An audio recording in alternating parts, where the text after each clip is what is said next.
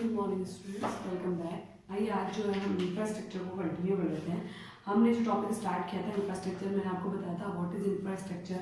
उसके बाद में हमने इसके दो टाइप पढ़े थे, इकोनॉमिक जो है इंफ्रास्ट्रक्चर और सोशल इंफ्रास्ट्रक्चर के बारे में आपने पढ़ा।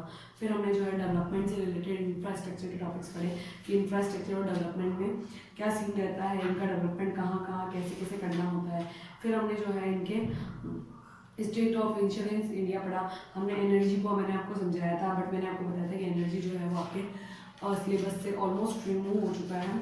उसके बाद में जो है हमने आप इलेक्ट्रिसिटी के बारे में पढ़ा था, फिर फाइनल और प्राइमरी और फाइनल सोर्सेज ऑफ एनर्जीज के बारे में पढ़ा था। फिर हमने जो है बहुत सारी चीज़ें जो है कैपेसिटी क्या होती है और चैलेंजेस क्या थे, ये सारी चीज़ों के बारे में हमने देखा था। उसके बाद मैंने आपको बताया था कि अब जो है हम हेल्थ को देखने वाले हैं। अब देखिए अब हेल्थ देखते हैं। हेल्थ इंपॉर्टेंट टॉपिक है बिकॉज एनर्जी अगर हट गया है तो हमको हेल्थ पे कंसंट्रेट करके चलना है इंफ्रास्ट्रक्चर में, ठीक है। तो what is health? Health means a sound physical and a mental state of individual. It does not simply mean absence of disease. Good health implies the followings: increase in overall efficiency to handle difficult tasks, increase in productivity of the labor, increase in the mental abilities. यहाँ पर जो है health particular किसी चीज़ के बारे में बात नहीं कर रहे हैं, पर्टिकुलर हेल्थ के बारे में हम बात नहीं कर रहे हैं। हेल्थ ओवरऑल में आएगा, जैसे कि आपकी जो मैन पावर है वो स्ट्रॉन्ग होनी चाहिए, फिजिकल कैपेसिटी उनकी बहुत अच्छी होनी चाहिए, मेंटल पावर उनकी बहुत अच्छी होनी चाहिए, उनकी नहीं सबकी, अपनी कंट्री के जितने भी लोग हैं उन सबकी।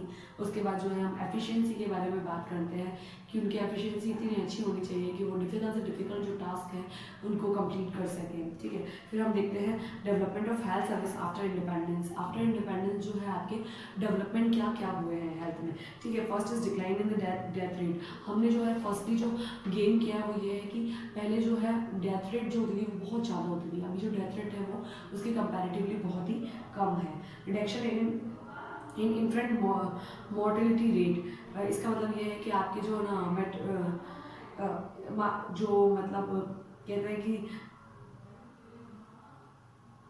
पहले जो है मदर्स जब ना किसी बच्चे को जन्म देती थी तो उस समय उनकी डेथ हो जाती थी, उस डेथ की रेट में भी जो है आपने डिक्रीज देखा है। Rise in expectancy of life. हमने जो है लाइफ की जीने की जो कह सकते हैं कि बच्चों पहले जो बच्चे होते थे वो 5 साल 10 साल जीते थे, फिर डेथ हो जाती थी, या फिर 4-5 महीने जीते, बहुत सारी डेथ्स होती थी पहले। अभी ऐसा नहीं होता है, इनकी जो लाइफ है वो थोड़ी सी बड़ी हो गई है। Control over deadly diseases. यहाँ पे जो है जो बहुत सारे ऐसे डिजीजेस थे उस समय जिनकी वजह से डेथ होती थी, महामारी जिनको हम कहते हैं, जैसे अभी आपके कोरोना चल रहा है, वैसे ही उस समय भी बहुत सारी अलग अलग तरह की डिजीजेस थे जो महामारी थे, जिसमें ना लोगों की जान चली जाती है। जैसे निमोनिया था, उसकी इलाज नहीं थी, टाइफाइड का इलाज नहीं था, इन सब के हेजा, ये सारी जो पोलियो, इन सारे प्रॉब्लम्स के इलाज ही नहीं थे, तो इसकी कमी के चक्कर में ना सब मर जाते थे। Decline in under 5 mortality rate. Under 5 mortality rate has declined significant from 248 per thousand in 1960 and 39,000 per in 70। इसमें जो है mortality rate में भी आपको changes देखने को मिलेगा कि अगर हम देखते हैं तो 1960 में तो 248 पर थाउजेंड था, और यहाँ पे जो है अभी इसमें डिक्रीजमेंट हो गया 39 पर थाउजेंड हो गया है 2017 में। इसके जो नए डेटा हैं वो भी आपको कलेक्ट करने हैं ताकि आप उनको अच्छे से लिख सकें, ठीक है। फिर health care system in India. Health care के क्या सिस्टम हमारे यहाँ पे है, इसके बारे में आपको पढ़ने पड़ेंगे कि इंक्रीज फैसिलिटीज़ कौन कौन सी हमने इंक्रीज़ की है।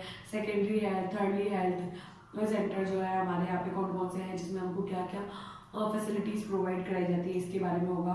फिर प्राइवेट सेक्टर हेल्थ में कितना इंफ्रास्ट्रक्चर उनका कैसा रहा है, कितना अच्छा है, हम किस किस बीमारी के डिजीजेस बना पाए, हमने क्या डेवलपमेंट देखा, हमने क्या जो है प्रोग्रेस की है, उस सब के बारे में पढ़ेंगे। फिर हमारे सामने जो इमर्जिंग चैलेंजेस आए हैं वो हम देखते हैं। Unequal distribution of health care service. Distribution जो है वो सही नहीं है, जहाँ पर पहुँचना चाहिए वहाँ पर जो है फैसिलिटीज़ प्रोवाइड नहीं हो पाती है, जहाँ पर उस फैसिलिटीज़ की नीड नहीं है वहाँ पर जो फैसिलिटीज़ प्रोवाइड हो जाती है तो वो वेस्ट जा रही है, ऐसी चीज़ हमने देखी।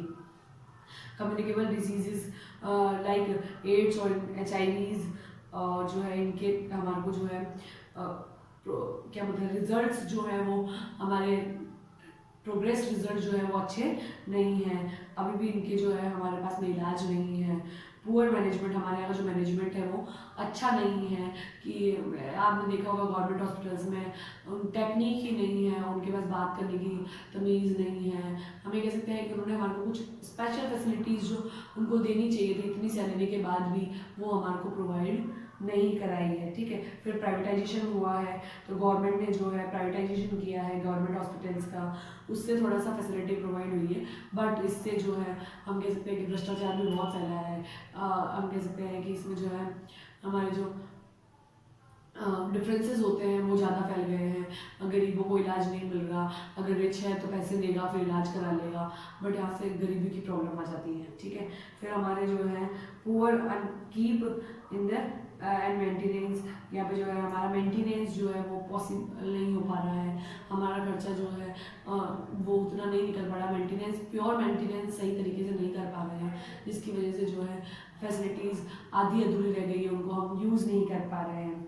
पुअर सैनिटाइजेशन लेवल, इसका मतलब यहाँ पे है कि हमारे पास सफाई वगैरह की भी कोई सुविधा नहीं है।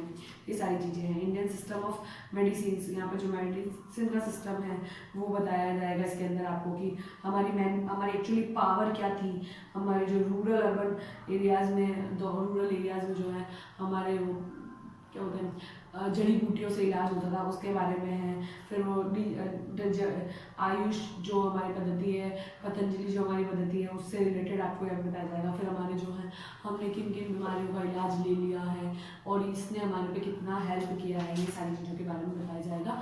और यहाँ पर आपका चैप्टर फिनिश हो जाता है। नेक्स्ट क्लास में हम नया चैप्टर स्टार्ट करेंगे स्टूडेंट्स। यहाँ तक अगर आपको कोई प्रॉब्लम आती है तो आप इजीली पूछ सकते हैं। ठीक है स्टूडेंट्स, इसको पढ़िएगा, इजी है, मुझे नहीं लगता कि आपको कुछ पूछने की ज़रूरत है। एक बार आप पढ़ लें, फिर भी अगर लगता है आपको कि आपको नहीं समझ में आता तो आप बात कर सकते हैं। ओके स्टूडेंट्स, पूछ लीजिएगा।